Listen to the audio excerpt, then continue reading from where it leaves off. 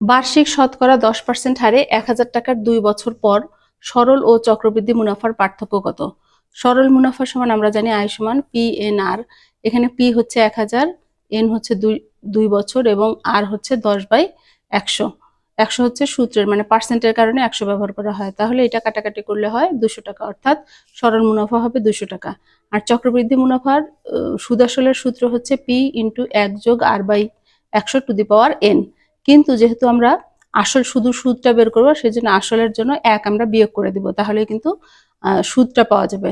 তাহলে আমরা এখানে যদি মান বসাই, এটা হচ্ছে 1000, এখানে হচ্ছে 1, সুদের হার হচ্ছে 10/100, এখানে n এর মান হচ্ছে 2, মান বসিয়ে দিলাম। এখন আমরা ক্যালকুলেশন করব।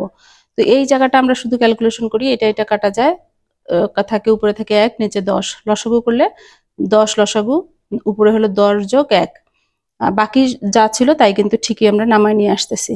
তো এখানে স্কয়ার ছিল, তারপরে আবার কি করলাম, এই 10 আর 1 11, 11 এর স্কয়ার হচ্ছে 121, নিচে ছিল 100। তো এখান থেকে 1 বাদ যাবে, তাহলে আবার লসাগু করলাম, 100 লসাগু 121 বিয়োগ হচ্ছে এই 100 লসাগু, 1 এর কারণে এখানে বসলো 100।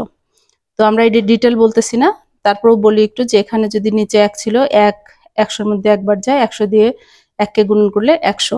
তাহলে এখান থেকে যদি আমরা কাটাকাটি করি, এখানে থাকে 21/100 আর এখানে হচ্ছে 1000, কাটাকাটি করলে হয় 210, অর্থাৎ চক্রবৃদ্ধি মুনাফা হচ্ছে 210 টাকা। তাহলে মুনাফার পার্থক্য কত হবে? 210 বিয়োগ হচ্ছে 210 টাকা। সরল মুনাফা 200 টাকা আর চক্রবৃদ্ধি মুনাফা 210 টাকা, তাহলে পার্থক্য হচ্ছে 10 টাকা।